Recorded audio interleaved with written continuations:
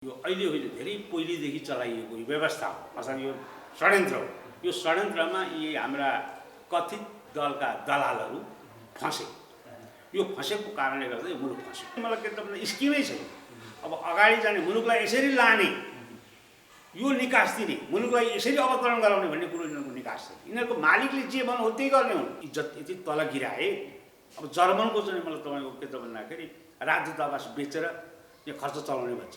अनि यस्ता कुलङ्गारहरूबाट अब मुलुकले निकास पाउँछ। पूर्व राजाले वक्तव्य दिएर मात्र हुँदैन। पूर्व राजा पनि सक्रिय भएर आउनुहुन्छ। अब म आएँ जनता हो। कार्यपालिका छैन, व्यवस्थापिका छैन, संविधान चाहिँ खेसरा छ, बाइबलीय संविधान छ विदेशीले दिएको। न्यायपालिका विवाद छ भनेपछि अब यो देशलाई बचाउने कसले त? राजालाई चौखुट्याएर चाहिँ लगाएर नागार्जुन हालिया छ। अनि बचाउने को त? त्यसैले सेना आउनु पर्यो। लेखक तथा राजनीतिक विश्लेषक सूर्य नेपालजी हुनुहुन्छ। पछिल्लो विकसित राजनीतिक घटनाक्रममा केन्द्रित रहेर आज हामी कुराकानी गर्नेछौँ। स्वागत छ सर यहाँलाई। धन्यवाद, नमस्कार। अहिले जुन संसद विघटन पुस 5 गते संसद विघटन हुनुभन्दा अगाडि सामन्त गोयल, मुकुन्द नरवाणे को भ्रमण नेपालमा जुन भ्रमण भइसकेपछि विकसित भएको अहिलेको राजनीतिक घटनाक्रम संसद पुनर्स्थापनाको विषय अदालतमा छ र पछिल्लो समय प्रधानमन्त्री र राष्ट्रपतिले जुन जवाफ संविधानभन्दा माथि नै आफू रहेको जसरी जुन जवाफ दिएका छन्, यहाँसम्मको यो विकास भएको राजनीतिक घटनाक्रम चाहिँ के को प्रभाव हो यहाँबाट सुन्नु। धन्यवाद यहाँलाई। कुरो के हो भन्नुहुन्छ भने मूलत यिनीहरू इन्डो वेस्टको डिजाइनबाट 12 दिल्ली सम्झौताबाट यिनीहरूले चाहिँ प्रवेश गरे र यो मुलुकमा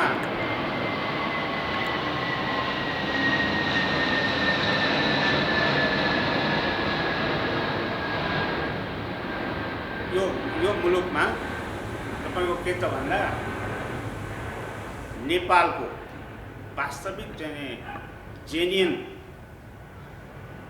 विषय वैदिक सनातन हिन्दू धर्म राज संस्थालाई परित्याग गरेर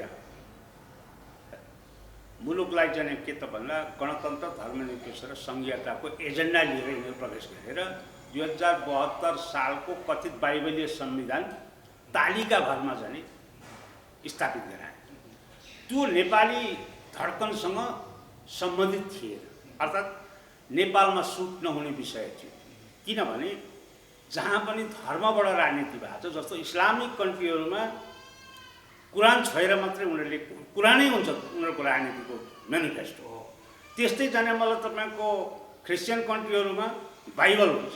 भने संसार यस्तो हो जो आस्थाका आधारमा मात्रै राजनीति चलेको हुन्छ। एक सिक्काको दुई पाटो हो राजनीति र धर्म भने।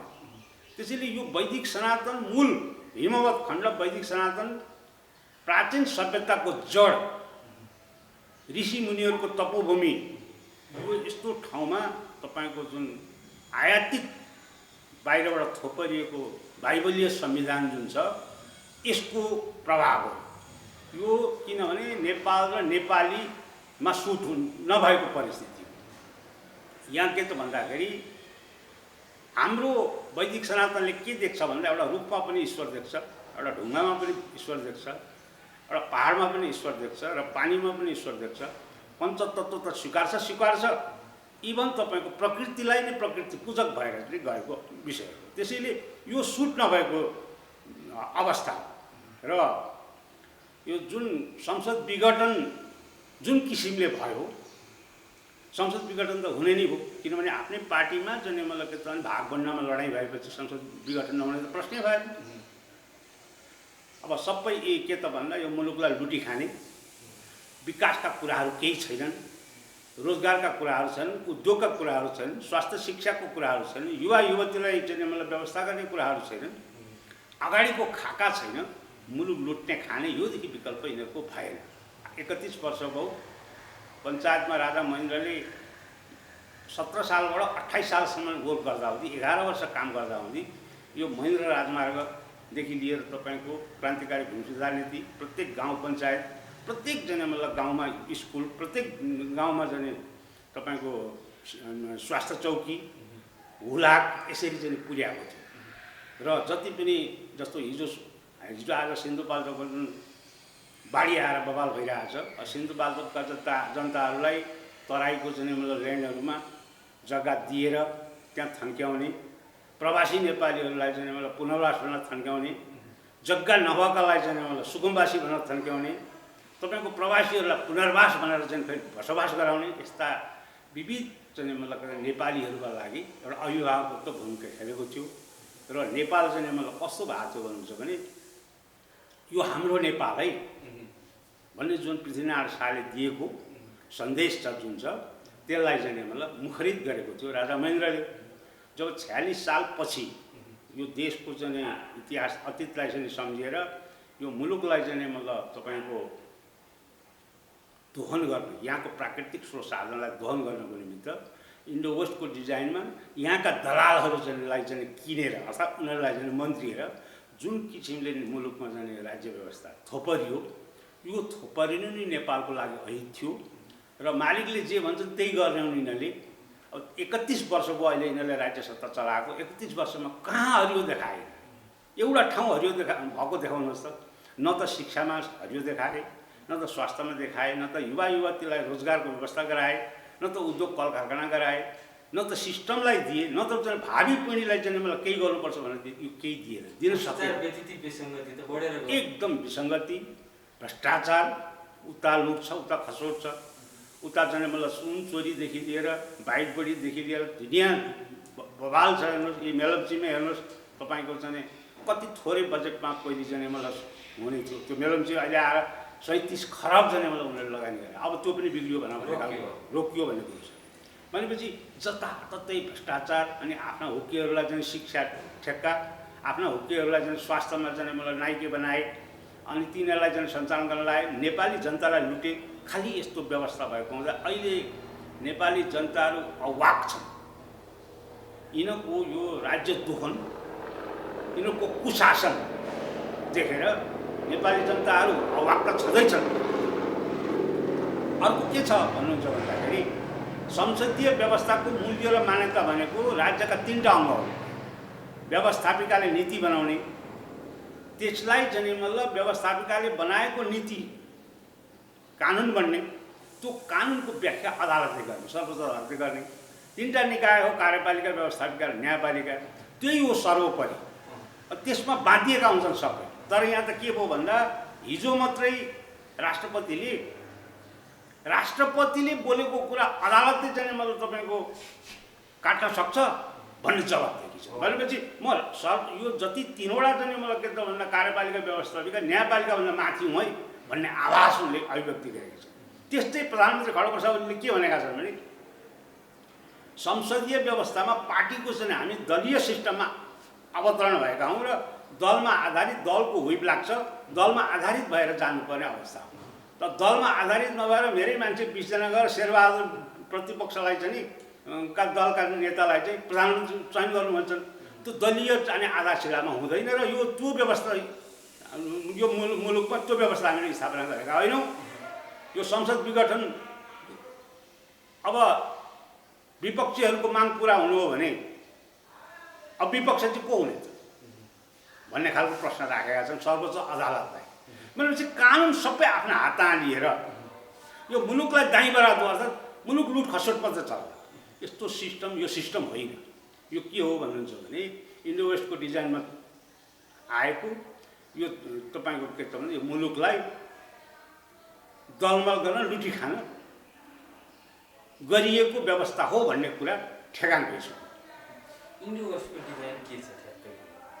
इन्डो वेस्टको डिजाइन के थियो भन्नुहुन्छ भने यो सामरिक रूपमा यो नेपाल भनेको बहुत महत्त्वपूर्ण हो। संसारमा सबैभन्दा बढी जनसङ्ख्या भएको चाइना, त्यो उत्तरमा छ, त्योभन्दा अलिकति कम संसारमा दोस्रो बढी जनसङ्ख्या भएको इन्डिया।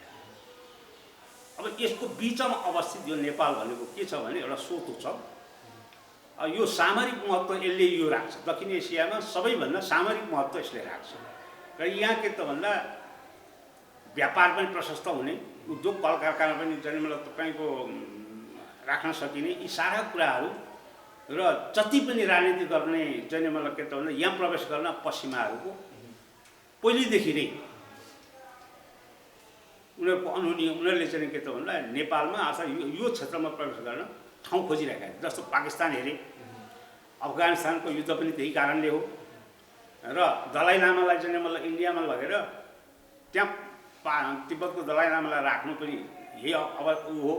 त्यसैले यो केही कुनैबाट ठाउँ नपाएर तपाईँको यो ल्यान्डलाई चाहिँ पकडमा राख्न सकिन्छ कि भन्ने अभिप्रायले यो अहिले होइन धेरै पहिलेदेखि चलाइएको यो व्यवस्था हो अथवा यो षड्यन्त्र हो। यो षड्यन्त्रमा यी हाम्रा कथित दलका दलालहरू फँसे। यो फँसेको कारणले गर्दा यो मुलुक फँस्यो। सबै दल फँसिसके, सबै शीर्षस्थ नेता सबै। अब त काङ्ग्रेस फँस्यो पहिलो नम्बरमा। त्यस पछाडि किनभने तपाईँको 48 सालको संविधान यो संसारमा उत्कृष्ट संविधान भनेर चाहिँ भनियो। त्यस पछाडि निर्वाचन हुँदाखेरि चल्ने पार्टीको संस्थापक अध्यक्ष कृष्णप्रसाद भट्टराईलाई हराउनलाई डिजाइनबाट उसलाई हराइयो, गिरिजाप्रसाद कोइरालाले हराए। अब पछि गएर के त 76 र 74 भए। अब त्यसबाट के हो भन्दा मुलुकमा चाहिँ मलाई स्थायित्व दिनुपर्ने काङ्ग्रेसले त्यो उसले स्थायित्व दिन सकेन। त्यसको चाहिँ मतलब बावजुद एमालेको बहुमतको सरकार बन्यो हो। त्यस पछाडि चाहिँ यो मुलुकमा स्थायित्व नहुने रहेछ भनेर त्यो इन्डो वेस्टले बुझ्यो र इन्डियामा पालेर पोसेर तपाईँको त्यहीँबाट हतियार दिएर सारा गरेर बाबुराम भट्टराई एन्ड कम्पनी प्रचण्ड लगायतका मान्छेहरूलाई यहाँ घुसाइयो। बाबुराम भट्टराई त 74 नम्बरका रक एजेन्ट हुन्। उनलाई त इन्डियामै पढाएको सारा उ गरेको। ऊ जाने घरि कामी हुमा भन्छन्, घरि के भन्छन्, उनको बोलीको कुनै ठेगान छैन। ऊ चाहिँ मतलब के त भन्दा माओवादी छोडेर अहिले चाहिँ तराईमा उसमा गएका छन्। त्यसैले गर्दामध्ये सन्दीपजी यो मुलुकलाई विखण्डन गर्नको लागि यो मुलुक चाहिँ मतलब के त भन्दा मुलुकमा फसेर तपाईँको यो उत्तर दक्षिण हेर्नको लागि इन्डो वेस्टले जुन डिजाइन गरेको थियो सोनिया गान्धीको हिजो इन्दिरा गान्धीदेखि नै एउटा बनेको थियो काङ्ग्रेसको। त्यसमा सोनिया गान्धीले टेक ओभर गरेर हो। त्यसले यो मुलुकको दुर्दशा भएको छ र यसको निकास अब कि त एउटै मात्र शक्ति नेपाल बनाउने शक्ति 3टा हो। एउटा हिन्दू अधिराज्य, हिन्दू धर्म, अर्को राजा पृथ्वीनारायण शाह, अर्को नेपाली सेना। 3टा शक्ति 3 पिलर सिस्टमबाट बनेकोमा एउटा पिलर जीवित छ। त्यो पिलरले चाहिँ अगाडि बढ्यो भने त नेपाल बाँच्छ, नत्र भने नेपाल बाँच्दैन। विदेशीको खेलघर भइसक्यो। त्यो पिलर तपाईँले भनेको पिलर नेपाली सेना चाहिँ कोही कतैबाट प्रभावित छैन? यस्तो छ, नेपाली सेना प्रभावित त नहुने कुरै आएन सन्दीपजी। किनभनेदेखि यो नेपाल सुगौली सन्धिदेखि पछि, सुगौली सन्धि पूर्व नेपाल चाहिँ आफ्नो स्वतन्त्रता स्वाभिमानमा चाहिँ बाँचेको थियो। जब इस्ट इन्डिया कम्पनीसँग चाहिँ हार्यो पश्चिममा, पूर्वका ल्यान्डहरू पनि नेपाललाई बाध्यता गराइयो। तपाईँ गजराज मिश्र र चन्द्रशेखर भन्नेलाई लगेर यस्तै दलाल जसन उनीहरू पनि उनीहरूलाई यसो दिइयो, केही पट्टामा जग्गा जमिन के रुपियाँ पैसा लोभ देखाइयो, सही गरेर आए। त्यस पछाडि के भने जङ्गबहादुरको राणा शासन सुरु भयो मुलुकमा। राणा कालमा पनि तपाईँको स्वाधीनता राख्नलाई उनीहरूलाई नै रिझाएर स्वाधीनता राख्न नेपालले सक्षम भएको थियो। अन्त्यमा गएर तपाईँको इन्डियामा के भयो भन्दा त्यहाँ सिपाही विद्रोह। त्यो सिपाही विद्रोह कुल्चिनको लागि त्यहाँ जङ्गबहादुरलाई बोलाइयो र जङ्गबहादुरले चाहिँ मलाई सहयोग गरे बापत नेपालका 4वटा जिल्ला पश्चिमका पुरस्कार माग्यो जङ्गबहादुरले, र जङ्गबहादुरले 4वटा जिल्ला कैलाली, कञ्चनपुर, बाँकेर, बल्दिया यी चाहिँ पाए। र नेपाल चाहिँ मतलब के त भन्दाखेरि राष्ट्रियताको महत्त्व त्यति दिएर राखे। राणाहरूले पनि नेपाल श्रीपाँच महाराज धिराजलाई खोपीमा राखे पनि तर पुजेर राखेका थिए। राजा हटाउनु नै यो देशको लागि अभिभावकविहीन भएको महसुस हुन्छ। जुन तपाईँले पिलरको कुरा गरिरहनु भएको छ, सेनाको कुरा गरिरहनु भएको छ, सेनाको भूमिका यति बेला कस्तो हुनुपर्छ? जुन किसिमले भाड अहिले मचिरहेको छ, प्रधानमन्त्री यो संविधानलाई मानिरहेका छन्, राष्ट्रपति यो संविधानभन्दा माथि छु भनेर भनिरहेका छिन्, राष्ट्रपति पनि एउटा पार्टीभित्र पनि एउटा गुटभित्र पनि एउटा व्यक्तिको भइरहेको अहिलेको यो अवस्थामा चाहिँ अनि जनताहरू अब एउटा अभिभावक चाहियो भनेर यो अभिभावकको अपरिहार्यता रहेछ भन्न पनि थालेका छन्। एक किसिमले आन्दोलनको तयारी पनि गरिरहेका छन्। यता पूर्व प्रधानमन्त्रीहरू 5 जना पूर्व प्रधानमन्त्रीहरूको विज्ञप्ति जुन किसिमले आयो अब आन्दोलनमा जाने भनेर घोषणा तयारी पनि गरिरहेको अहिलेको सबै अवस्था हेर्दाखेरि जुन किसिमको भाड भएर मचिरहेको छ नि यसले त राम्रो सङ्केत पक्कै पनि गरिरहेको छैन। होइन, पूर्व प्रधानमन्त्रीहरूको कुरा त के हो भने बाँडेर खानामा खड्गप्रसाद ओलीले बाँडेर खाने कुरामा पुर्याएनन्। त्यो सबै हामीले पनि पाउनुपर्ने भन्ने उनीहरूको तपाईँको त्यो मोलतोड हो पूर्व प्रधानमन्त्रीहरू। संसद पुनर्स्थापना भयो भने आन्दोलनको तयारी आन्दोलन गर्छौँ हामी तयारी गर्दैछौँ भन्ने अभिव्यक्ति आइरहेको छ। आन्दोलन यिनीहरूले आन्दोलन गरे पनि मान्छे यिनीहरूले चाहिँ प्रधानमन्त्री भएर यो देशलाई त हाँकेका हुन् नि त के दिए त यिनीहरूले खाका के दिए थियो मुलुकलाई? युवालाई के दिए, शिक्षामा के दिए, स्वास्थ्यमा के दिए, रोजगारमा के दिए र नेपाली जनतालाई चाहिँ मलाई के त भावी पिँढीलाई के दिए र डोरो बाटो के दिए? यिनीहरूसँग कुनै चाहिँ मलाई के त स्किमै छैन। अब अगाडि जाने मुलुकलाई यसरी लाने यो निकास दिने मुलुकलाई यसरी अवतरण गराउने भन्ने कुरो यिनीहरूको निकास छ। यिनीहरूको मालिकले जे भन्नु हो त्यही गर्ने हुन्। जस्तो अहिले खड्गप्रसाद ओलीले चाहिँ मलाई तपाईँको हिजो नेपाली जनतालाई दानापानी बन्द इन्डियाले बन्द गरिरहेको बेला ढुङ्गा हानेर चाहिँ मलाई तपाईँको बस्ने नेपाललाई खान दिनु दानापानी बन्द गर्नुपर्छ भनेर ढुङ्गा हान्ने राजेन्द्र सुनी जस्ता मान्छेलाई उपप्रधानमन्त्री बनाएको छ। अब हामीले स्वीकार्नुपर्ने बाध्यता बनाएका छन् भनेपछि के त भने मालिकले जे भन्छ हो त्यही गर्ने। अब तपाईँको त्यसैले गर्दा हुँदै यिनीहरूको आन्दोलनको त यी त नेपाली जनताबाट धेरै बाहिर भइसक्यो, धेरै पाखा भइसक्यो। किन भन्दा जनताको जनधड्कन यिनीहरूले चाहिँ मलाई पकड्न सकेन। तर आन्दोलन अब उड्छ, यति डरलाग्दो उड्छ। यो कोभिडले गर्दा मान्छे घरमा बाँधिएर बसेका छन् कि अब हामीलाई अभिभावकको भूमिका चाहियो भन्ने हिसाब किताबमा प्रत्येक नागरिकको धड्कनमा अहिले पसेको विषय छ। यो आन्दोलन उठ्यो भने यिनीहरूले मुडिनुपर्छ, यिनीहरूलाई काट्छन्, यिनीहरूले भाग्नुपर्छ यो देश छोडेर। त्यो कुरो यिनीहरूले बुझेका छैनन्। किनभने यिनीहरूले धर्म बेचे, यिनीहरूले हाम्रो भाषा बेचे, यिनीहरूले हाम्रो के त भन्दाखेरि बेत्ते अब तपाईँको के त भन्दाखेरि चुरेको पहाड ढुङ्गा त्यो सूर्य थापा भन्ने छैन प्रधानमन्त्रीको प्रेस सल्लाहकार, उसले त के भन्नु भने जे छ त्यही बेच्नुपर्छ नि। अब त्यसरी हुन्छ, त्यसका बाउको बिर्ता होला चाहिँ जे छ त्यही बेच्नुहुन्छ पर्छ भन्नुहुन्छ। जबकि तपाईँको विदेशबाट तपाईँको हिजो चाहिँ मलाई तपाईँको 52,000 रुपियाँ पर हेड नयाँ जन्मेको मान्छेको ऋण आज नेपाली जनतालाई छ। त्यो सबै यिनीहरूले खाएका हो। म सुन्छु 50 अरबभन्दा घटी यी अहिलेका मन्त्रीहरू जो चाहिँ मतलब बसेका छन् यिनीहरूमा चाहिँ सम्पत्ति छैन, सबै आफ्ना भाइ छोरा नरनातामा लुकाएर राखेका छन्। 50 अर्बभन्दा बढी छ भनेर भन्ने यसरी लुटेका छन्। अब नेपाली जनतालाई के? अब कोभिड त तपाईँको कोभिडको यो चाहिँ तपाईँको इन्जेक्सनमा हृदयश्री पाठी स्वास्थ्य मन्त्री हुँदा र सुरज वैद्य भन्ने यी दुईजना मिलेर चाहिँ 32 करोड रुपियाँको कमिसनमा चक्करमा गर्दा तपाईँको 60 वर्षदेखि उँभोकालाई आउने कोभिसिल्ड अहिलेसम्म पाएका छन्। भने यस्ता लङ्गडहरूले अब नेपाली जनतालाई के दिन्छन् भनेर आशा गर्ने? नेपाली जनता कोही त उठेका जुन किसिमले एउटा अभिभावकको भूमिका अपरिहार्यताको जुन कुरा गरिरहेका छन्, जुन मनमा राखिरहेका छन्, बाहिर त बोलेको अवस्था छैन नि। होइन, यस्तो के छ भने यिनीहरूले पहिले लोभ देखाए, प्रलोभन देखाए। यहाँ दिन्छु भने त्यहाँ दिन्छु भने अब सबै के त भन्दा 800 राजा बनाएका छन्। तपाईँको टोलमा गाउँमा सरकार बनिएका छन्।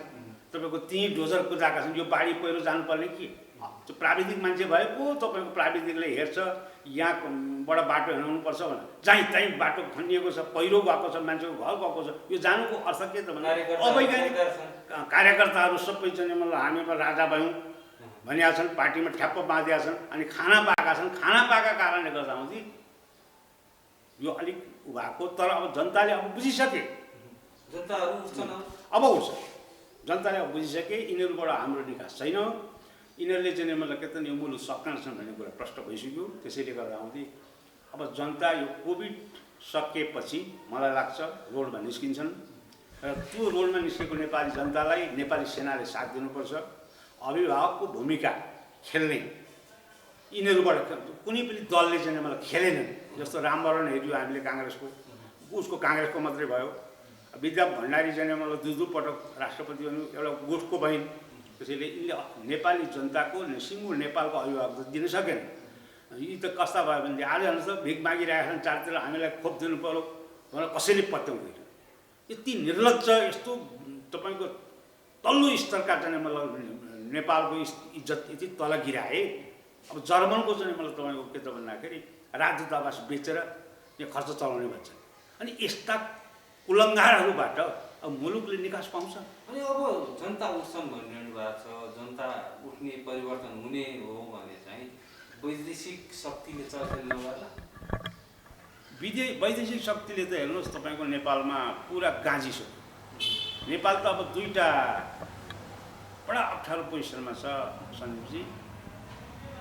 नेपाली सेनाले यो बिग्रिएको परिस्थितिलाई टेकओभर गरेर संवैधानिक राजालाई चाहिँ राख्न सकेन भने नेपालमा विदेशी हस्तक्षेप हुन्छ, नेपाल भन्ने रहँदैन। किनभनेदेखि नेपाल यस्तो अवस्थामा पुग्यो, सारा विदेशबाट चाहिँ आइएनजिओ एनजिओबाट पैसा खाएका छन्, विदेशीहरूको तपाईँको झलखेल छ पुरा। उनीहरूका चाहिँ मलाई के त भने खेताला भएका छन् यिनीहरू, र हामी नेता हौँ भनेर चाहिँ गम्किएका छन्। त्यसैले गर्दाखेरि नेपाल राख्ने नराख्ने यक्ष प्रश्न भएको हुँदा म तपाईँको च्यानल मार्फत नेपाली सेनालाई के भन्छु भने नेपाल रहे तपाईँ नेपाली सेना हुनुहुन्छ, नेपाल रहेन भने त नेपाली सेना त हुनुहुन्न। त्यसैले नेपाल बचाउनको लागि अब प्रधान सेनापतिज्यू तपाईँको 2 महिना टाइम छ, समय भने त 1 मिनटको नि काफी छ। तपाईँले टेक ओभर गर्नु पऱ्यो, भन्नु पऱ्यो तपाईँको के त भन्दा प्रधानमन्त्रीलाई भन्नु पऱ्यो, राष्ट्रपतिलाई भन्नु पऱ्यो, तपाईँहरूबाट मुलुक चलेन, मुलुकलाई निकास तपाईँहरूले दिन सक्नु भएन। संसद छैन, व्यवस्थापिका सकियो, कार्यपालिका सकियो, न्यायपालिका विभागमा पऱ्यो। शम्भु थापाले चाहिँ मतलब मुख्य न्यायाधीश तर्फपत्र जानुहोस्, हामी हाम्रो न्यायाधीश राखेर चाहिँ इन्साफ गराउँछौँ भनेर भन्छन् भने न्यायालयको विश्वास कसरी लिने भने त्यसो हुँदाखेरि म सबै प्रणाली ध्वस्त भइसकेपछि अब बचेको मात्र नेपाली सेना छ, उसले टेकओभर गरेर यो मुलुकलाई निकास दिनुपर्छ। निकास त्यही हो, निकास वैदिक सनातन हिन्दू अधिराज्य र राज संस्था, यसबाट निकास हुन्छ, नत्र पनि हुँदैन। राजनीतिक दलहरूले जुन किसिमको होइन, दलको त कुरा नगर्नु कामै छैन। यो दलको त थाहा भइसक्यो नि त, यिनीहरू त लुटी खाने मात्रै कुराहरू छ नि त। यिनीहरूले त न सिद्धान्त हेरे, न त जने दर्शन हेरे, न त जने मलाई तपाईँको अब यहाँ देखाए के भनेर जनतालाई, कहाँ मार्क्स भने जने मलाई कहिले नदेखेको मार्क्स भनेर जनतालाई देखाए ब्याप के हो कि भन्ने जनतालाई पारे। पृथ्वीनारायण शाहको चाहिँ मलाई शालिक तोडे, यति विधि बसायो नि त। यहाँ यो विकृतिले गर्दा यो मुलुक चाहिँ तहस नहस भएको के भने आफ्नो पहिचान र सभ्यता संस्कृतिलाई हेर्नु। संसारको के भन्छन् उनले, तपाईँको के भनिएको छ भने आइन्स्टाइनले भनेका छन् हिन्दू धर्मले हामीलाई विज्ञानमा जाने, उसले चाहिँ गणित नदिएको भए, हिन्दू धर्मले हामीलाई गणित नदिएको भए हामी यो विज्ञानको चमत्कार गर्न सक्ने थिएन। आइन्स्टाइन त्यो भन्छ। भनेपछि यस्तो ठाउँ यो तपोवन, यो जति पनि ऋषिहरू वेद यहीँबाट चाहिँ सृजना भएको। यहाँ ओम पहाड छन्, यहाँ चाहिँ मलाई तपाईँको ओम लेखेका पहाड छन्, संसारमा कहीँ छैन। यहाँ तपाईँको कालीगण्डकी चाहिँ शालिग्राम संसारमा कहीँ त्यहाँ छैन त्यस्तो। हाम्रो चाहिँ मलाई यस्तो पशुपतिनाथ सबभन्दा प्राचीन भएर तपाईँको के त भन्दा जनकपुर मिथिला ऋषिहरूको कपिल साङ्ख्य दर्शन भनेको इतिहासको चाहिँ मलाई के त भन्दा सुरुवात साङ्ख्य दर्शनको कपिल आश्रम भएको ठाउँ यहीँ। भनेपछि यस्तो देश, यो पवित्र देश, यसलाई चाहिँ एउटा कस्तो भने तपाईँको घिनलाग्दो बनाउने परिस्थिति दलका दलालहरूले बनाए। दलालहरू यस्ता छन् कि खालि उडन ठेउला उटपट्याङ कुरा गर्यो, मान्छेलाई आँखा छाइहाल्यो। यो यसले गर्दा भने तपाईँ हामी यिनीहरूका रणभुल्लामा परेर यो मुलुक बिग्रिएको। यिनीहरूसँग न दर्शन छ, न सिद्धान्त छ, न पार्टीको तपाईँको विधानअनुसार काम छ, न बोलेको कुरा पुरा गर्न सकिन्छ। अब हेर्नुहोस् त अहिले के भनिएको छ, 77 जिल्लामा प्रधानमन्त्री खड्गप्रसाद ओलीले शिलान्यास गरे, विकासका योजनाहरू शिलान्यास गरे। कहीँ 50 करोड बजेट छ, कहीँ 75 करोड छ। तर अहिले बजेट भाषण उनकै अर्थमन्त्रीले दिएको बजेट भाषणबाट त्यहाँ कति रकमान्तर गरियो भने 1 करोड 50 लाख प्रत्येक। अन्त आँखा छारो हाल्ने हो कि बुढाबुढीलाई चाहिँ मलाई तपाईँको 4000 दिन्छु भनेर मान्छेलाई झोकिएर त्यो कहाँबाट ल्याउनु? त्यसैले गर्दा यिनीहरूबाट निकास छैन। परिवर्तन हुन्छ अब जनता उठ्छन् भनेर भनिरहँदाखेरि अब हुने परिवर्तनमा चाहिँ अन्तर्राष्ट्रिय शक्ति, छिमेकी मुलुक भनौँ र अन्तर्राष्ट्रिय शक्तिले कसरी होइन, यो त प्रश्न तपाईँलाई म के भन्छु भने नि, जुन किसिमले यिनीहरूको खेल हेऱ्यो नि त, जस्तो चुचे नक्सा निकाले, सदनबाट हाउसमा चाहिँ सबैले थप्पडी यसरी मारेर चाहिँ मलाई तपाईँको चुचे नक्सा निकालेपछि एउटा संसदको एउटा राजनीतिक दलले त्यो चुचे नक्सालाई उपभोग गरौँ, त्यहाँको जनसङ्ख्या चाहिँ त्यहाँको त्यो ल्यान्डलाई चाहिँ हामी अकुपाइड गरौँ भनेर बोलेका छन् भन्नुहोस् त।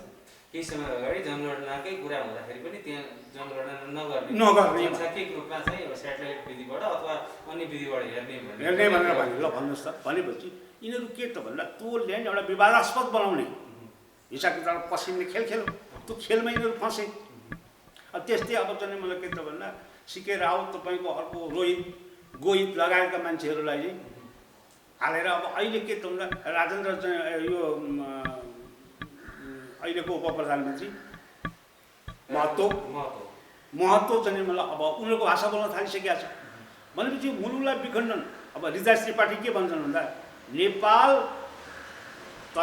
नेपालमा पनि तराई छ, त्यो हामी चाहिँ मलाई नेपाली हौँ भन्दैनन्, नेपालमा पनि तराई छ। भन्नुको अर्थ के भने मुलुकलाई विखण्डन गर्ने, तराई अलग गर्ने, उता अलग गर्ने र यो चाहिँ मलाई पहाड अलग गर्ने हिसाब किताबमा यिनीहरू छन्। अब त्यसैले गर्दा यो अखण्डलाई चाहिँ बचाउनको निमित्त सेना अगाडि आउनुपर्छ। सेना कसरी अगाडि आउने? अब मुलुकलाई सेनाको काम के? सेनाको काम राष्ट्रपतिलाई सल्युट गर्ने र प्रधानमन्त्रीलाई चाहिँ सुरक्षा दिने मात्रै हो र? सेनाको काम त राष्ट्रको सुरक्षा हो नि त। नेपाली जनताको ट्याक्स लिएर बसेको नेपालै रहेन भने नेपाली सेनाको औषधि के रहन्छ? उसले नेपालको रक्षाको निमित्त नेपाल त जाने भयो, सेना आएन भने त नेपालको सक्यो, नेपाल भन्ने नै रहँदैन, सक्यो। यसको देशको अस्तित्व रहेन। किन भन्दा कार्यपालिका छैन, व्यवस्थापिका छैन, संविधान चाहिँ खेस्रा छ, भाइबेलीय संविधान छ विदेशीले दिएको, न्यायपालिका विवाद छ। भनेपछि अब यो देशलाई बचाउने कसले त? राजालाई चौखुट्याएर चाहिँ लगाएर डाँडा हालिया छ, अनि बचाउने को त? त्यसैले सेना आउनु पर्यो, त्यो एउटा बचेको सेना। हुन त विवाद गर्छन्, सेनामा पनि विवाद त उठाएका छन् मान्छेले, तर त्यो विवादलाई चिर्दै सेनाप्रति जनताको विश्वास छ, त्यो चिर्दै सेना आउनु पर्यो र चाहिँ भूमिका अदा गर्नु पर्यो। पूर्व राजाको भूमिका यति बेला कस्तो? पूर्व राजाले वक्तव्य दिएर मात्रै आउँदैन, पूर्व राजा पनि सक्रिय भएर आउनुपर्छ। अब म आएँ जनता राष्ट्र बचाउनको लागि, मैले दिएको थिएँ हिजो, उनीहरूले चाहना अनुसार चाहिँ मलाई जनताको चाहना भनेर भने मैले दिएको थिएँ, यो गति बनाएँ, हालत यो बनाएँ। त्यसो हुँदा अब वक्तव्य मात्रै दिएर राजा बस्ने हुने अवस्था छैन। राजावादीहरू त भन्छन्, राजाले पनि बोल्छन् र राजा म आफै राजा हुन्छु भनेर आउँछन् र भनेर भन्छन्। म आफै राजा भने नि त, उता राजा छँदैछन् नि, उनलाई त निलम्बन नै गरिएको। राजा पूर्व हुँदैन क्या कहिले पनि। पूर्व भनेको कुनै दिएको पद हुन्छ, राजा भनेको त तपाईँको वंशानुगत आएको सिस्टम, त्यसलाई पूर्व भन्न मिल्दैन। यहाँ यिनीहरू अब यी दलालहरू त जे भन्छन्, तर के भने पूर्व भनेको कुनै पदलाई चाहिँ मतलब पद सकिएपछि पूर्व मन्त्री हुन्छ, पूर्व प्रधानमन्त्री हुन्छ, पूर्व राष्ट्रपति हुन्छ, तर राजा पूर्व कहिले पनि हुँदैन। राजाले चाहिँ मतलब मैले यसरी दिएको थिएँ दलहरूलाई जनताको चाहना अनुसार त्यतिखेरको, तर अब अहिले बुद्ध जनआवाज जाने मतलब बिथुलिएको मैले पाएँ, राष्ट्रियता अखण्डतामाथि प्रश्न खडा भएको पाएँ। त्यसैले गर्दा म अब निस्किएँ भन्न सक्नु राजा। सेनाले कब्जा गर्नु पर्यो, राजा निस्किनु पर्यो, जनता सडकमा आउँछ। सडकमा त्यसको विकल्प छैन। यसको मुलुकको निकास हो। जनतालाई के भन्न चाहन्छ? अब म के भन्न चाहन्छु भने हेर्नुहोस् दाजुभाइ दिदीबहिनीहरू, हामी जति पनि नेपाल र नेपाली भयौँ, राजा पृथ्वीनारायण शाहको एकीकरण, उहाँको अदम्य साहसले नेपाल र नेपाली भयौँ। आज संसारमा जाँदा हामी नेपाल र नेपाली भनेर चिनाउँछौँ र त्यसरी नै चिन्छन्। हाम्रा यी प्राचीन वैदिक हाम्रा ऋषिमुनिहरूले हामीलाई गोत्र दिए, ती ऋषिहरू यही तपोभूमि, यही हो तपोभूमि, त्यही गोत्रमा आबद्ध छौँ हामी जति पनि नेपालीहरू। त्यसैले गर्दा हामी के त भन्दा हाम्रो धर्म संस्कृति सभ्यता पनि नासियो र हाम्रा भावी पिँढीले पनि अगाडि जाने अवसर, उनीहरूको मार्गदर्शन यिनीहरूबाट भएन। त्यसैले गर्दा अब हाम्रो एउटै मात्रै विकल्प राज संस्थाको छत्रछायारीमा मुलुकमा अमन चयन गर्नु र दिशा निर्देश गर्नु मात्रै छ। र अब हुने आन्दोलन अब हुँदैछ।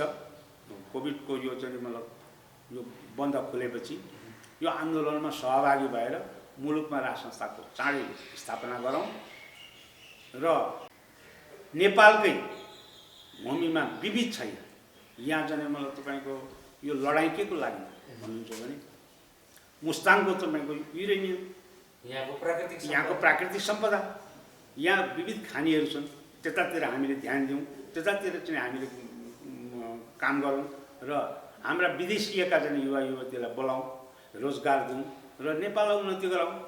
अरू भिख मागेर कहिले पनि हामी उँभो लाग्दैनौँ र यो भिख माग्ने परिपाटीलाई त्यागौँ र हामी आफ्नो अपनत्व कायम गर्नको लागि हामी एकजुट भएर अब आन्दोलन जानु विकल्प छैन र सबैलाई म आह्वान गर्छु, आउनुहोस्, अब आन्दोलनमा जानुपर्छ र नेपालमा परिवर्तन चाँडै ल्याउनुपर्छ। म यही आह्वान गर्न चाहन्छु। धेरै धेरै धन्यवाद यहाँले यो समय सम्वादको लागि। धन्यवाद छ। यहाँले अनलाइन टिभीले म यहाँलाई पनि धन्यवाद।